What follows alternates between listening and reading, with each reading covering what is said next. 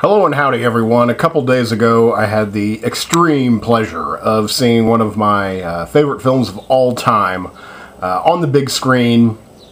I guess I'll say for the second time, but really the first. M by Fritz Lang. Probably the oldest movie I absolutely love. It's a part of my collection. I've actually bought it twice. I first saw it in college. I guess I was a sophomore in college, and I had a film class. That's why I didn't know whether to say, because it was a big screen, but I mean, I pretty much would assume that it was, projection. One of those old school projectors that had like the green and blue and red lights that combined to make, or was it yellow light? I can't remember. But anyway, I didn't know if they just showed a VHS. I kind of assumed that it was a VHS. Perhaps it was a DVD. I'm not sure if M would have been on DVD by the time I guess that would have been around 1999.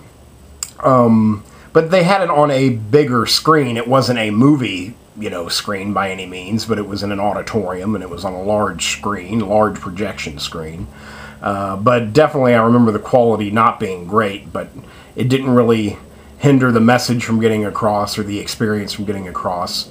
The other night, I saw it definitely on, in a movie theater, on the big screen. Perfect picture, perfect sound. A couple of years ago, maybe a year ago, I saw Metropolis, Fritz Lang's Metropolis, on the big screen. That was handled for an anniversary re-release to restore it to its original running length. Anyway, that was handled by, I believe, Kino. I don't know what to say. Kino Production House, something like that. Restoration Center. Anyway, they did this as well. This is an 80th anniversary print of M. It attempts to restore it to its full running length. This version, the 2013 version, I guess, is 111 minutes. If I remember correctly, they said that the theatrical premiere was 117 minutes, so something is still missing, but this has been the most complete version since its premiere.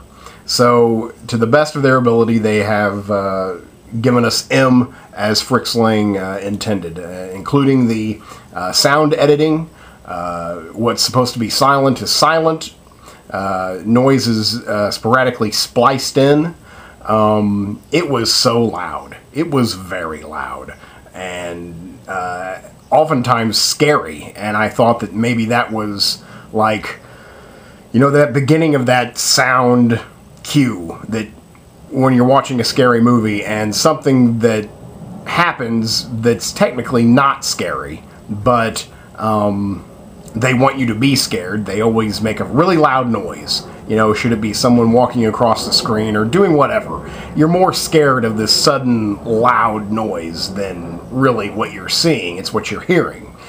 So I kind of thought that maybe that's what he was trying to get into, is just make this loud sound come out of nowhere after, a few minutes of silence. It definitely made me jump. Scared, instinctually scared of what is this loud noise that's, all of a sudden next to me. So I found that to be interesting. I think Fritz Lang is, probably our first great important director. I don't really, am not a student of classical film at all, really.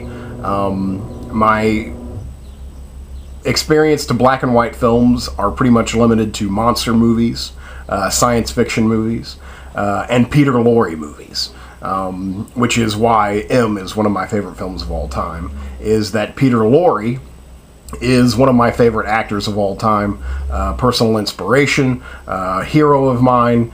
He, I mean, again, I can remember watching M for the very first time because of him and his performance that he delivers in this film. I think that Peter Lorre is the father of character actors. You know, that not a main star, not a leading man, but you know, in every minor role he's in, he makes it the most. And even in films like Casablanca or Maltese Falcon, you know, both of which Peter Lorre is in, you know, even though he's in his, you know, scenes with Humphrey Bogart, and Humphrey Bogart is Humphrey Bogart, my eye is drawn to Peter Lorre, and anything Peter Lorre does, I think, is fascinating. I had never, I can't think of an earlier example of having such a balls out, gung-ho, 100% committed style of performance on film. If anything, this is method acting, you know, before there was method acting. And I think he really exposes his, you know, soul. And I think that I can't really, I haven't seen an earlier example. You know, so I can't think of one. Perhaps there is one. I'm not saying this is the earliest. This is the earliest I've seen. And it certainly really affected me. I think Peter Lorre's killer in this film is like the first supervillain as far as I'm concerned. I can see echoes of Frank Booth. I can see echoes of the Joker. And I mean, I'm not talking about like Heath Ledger or Jack Nicholson. I'm talking about the character of the Joker. You know, I can't remember how old Batman is. I want to say something like 65 or 70 years old. You know, don't hold me to that. But M is 80 years old now. And, well, the Joker was inspired by a film anyway. And I don't see how Bob Kane could have, like, watched this film and not been highly influenced by it. You know, I just think that he, Peter Lorre, is an iconic actor. Here he's portraying an iconic character. And I think that is what makes this film, you know, amazing. Though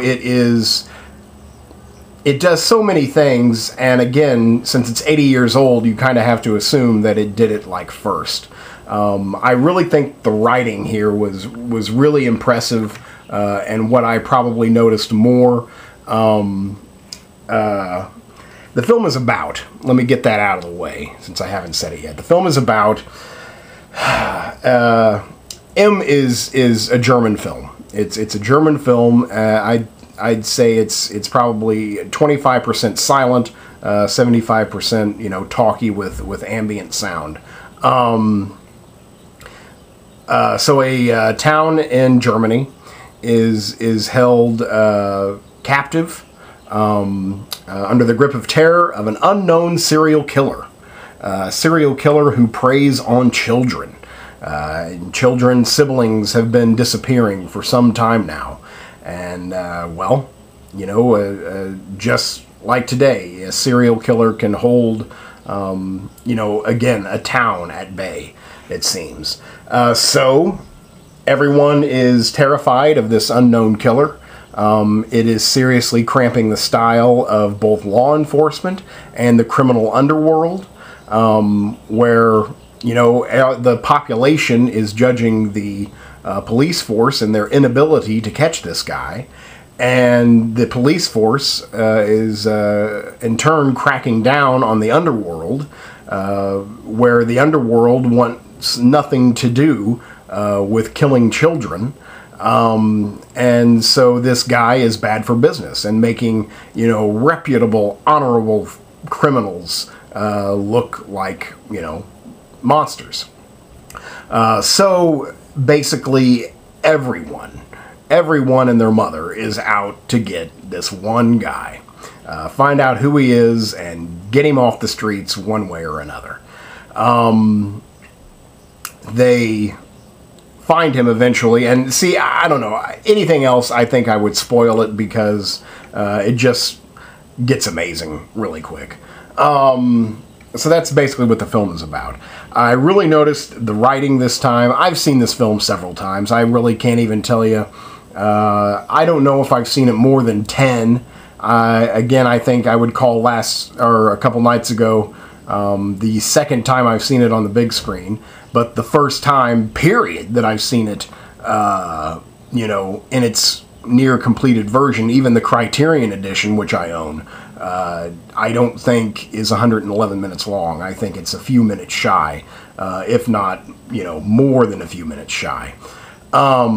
But the 1100 or 111 minute version I saw the other night, just so fast. And you know, you don't think of old movies being just riveting entertainment.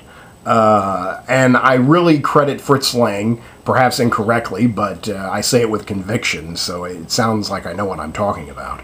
I think Fritz Lang invented two genres of film, and I'm talking invented two genres of film, and that's one, science fiction. I can't think of a more influential or greater science fiction film than Metropolis. You know, there is something earlier that I'm trying to remember what it was, something about Babylon and going down to hell. But anyway, you talk about pure imagination and science fiction. I think Fritz Lang is primarily responsible for that, as well as the thriller genre. I really can't call it horror, because I would also say that the horror genre started in Germany as well, out of that Germanic Impressionist phase, with the Cabinet of Dr. something. Anyway, that's like credited as being the first horror film, and I can't remember who did that, but the Captain of... anyway, I think that M is the first psychological suspense thriller. Again, I can't think of an earlier or more influential or more expertly done example. I think there's very little difference to me between M and The Silence of the Lambs, and there's a huge gap of time there. It just seems that all you have to do to make a serial killer movie is to watch M. You know, even David Fincher's Zodiac, I think, owes a lot to M and Fritz Lang. So I think Fritz Lang is a genius. He's one of the greatest directors of all time. So it's, I think any of his work is probably important. I just think M, I prefer M to Metropolis. Metropolis is amazing, don't get me wrong, but I'm in awe of M. You know, I just sit there and can't believe it, really. The writing, I noticed so many things that, like, it seemed to be just so modern. Like characters talking, and then the last thing that the character says of a scene is basically the first thing another character says of the next scene. And it just kind of has this rhythm to it, this poetic flow, and it just really impressed me. Also, what impressed me in terms of, maybe I didn't notice it before, in terms of directing style. As the film starts, it's slower, it's more, you know, detective. You know, let's try and figure this guy out. We don't actually see the killer, Peter Lorre, until maybe 30 minutes to 40 minutes into the film. And even then, we don't get to see him interact. We just see him, in a way, meditating in his room, and people are talking about him as we are finally seeing him. But for that first slower half hour until things start to get going, the directing style is very plain. You know, the camera is in one location. Obviously, the frame is so constructed to look like a painting, just this gorgeous photograph. And the camera just stays put, and the actors walk around. You know, really not even that. They just kind of stay there.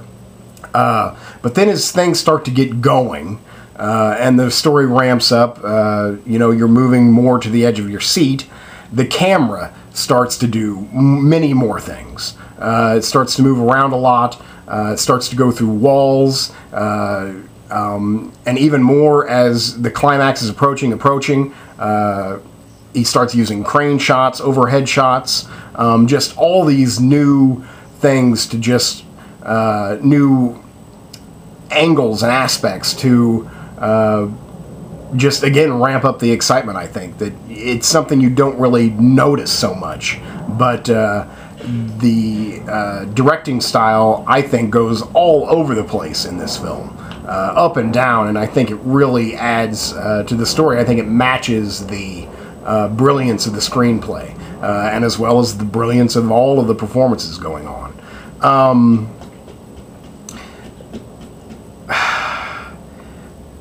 The ending of the film is I mean, again, I don't want to talk about the ending. If you've never seen M, again, it's an 80-year-old film. What have you been doing? But I understand that. It is 80 years old. How are you going to find out about it? Why should you know that you have to watch it? You have to watch it. You know, you have to see it. The ending of the film, okay. Again, I don't feel I'm spoiling it since it's so old. They corner the guy. You know, they corner Peter Lorre. They've got him. The underworld does. They figure it out. So they want to get rid of him. They catch him, they can get rid of him. They don't want to turn him over to the law because they know the law will just declare him insane, lock him away, studying him, perhaps giving him the option of getting out one day to kill again. So the underworld wants to put him on trial. Now, I think this is probably a 15 to 20 minute scene. Maybe not that long. Maybe just because I'm mesmerized by it. It seems, you know, to take a long time. Anyway, it's pretty much a monologue. You know, a 10-minute monologue by Peter Lorre. And the acting that goes on in that monologue is just riveting. You know, there's just no other word for it. It's monumental. It's why the film is the film. For me at least, you know, there's a lot of stuff going on here in terms of writing, cinematography, you know, direction. There's just a lot going on that would go on to influence so much. But the acting is just, for the time, it's just unparalleled to me. Peter Lorre really just gets into it, and this is the only time I've seen Peter Lorre act in his native tongue, his German tongue. He's German, but every other Peter Lorre film I've seen, he's speaking English, and speaking English rather well, with that Peter Lorre slime. And that to me, that last 20 minutes is why you'd even want to go to this movie, and it's just amazing. It's just amazing.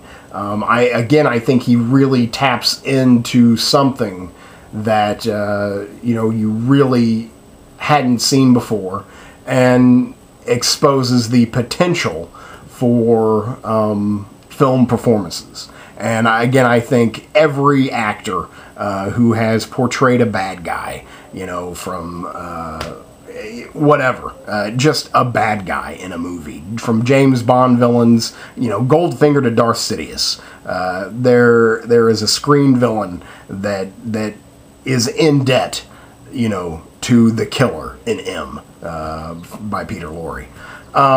So I just think it's spectacular. It's a spectacle, you know. It's a spectacle.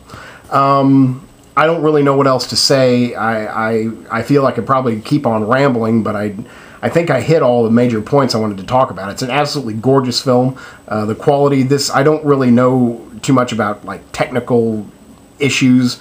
This is a 2K, 4K digital transfer, something like that. It was pristine, you know, and it's kind of weird to see something so old look so brand new. Really, it's just crystal clear. And the sound was perfect and loud. If anything, God, I felt a little old because it was so loud. But then, again, I figured maybe back in the day, that was one of the tricks of the trade. Just play your movie really fucking loud, and people are going to pay attention. So it was a fantastic experience. I think Kino does great work. I hope they keep on releasing stuff. It seems like they're releasing something every year now, and I think that's great. I think that's it. I can probably just wrap it up there. That's one of my favorite films of all time. It's Fritz Lang's M. And it's a 10, it's an 11, Hall of Fame. Just please find it, check it out. There's I'm sure this version that I just saw will be released, perhaps on Criterion, just because I know that their version is a little shorter. So there you go. I think whenever this new version comes out on disc, it's a must for any collection. So there you go. Thank you much.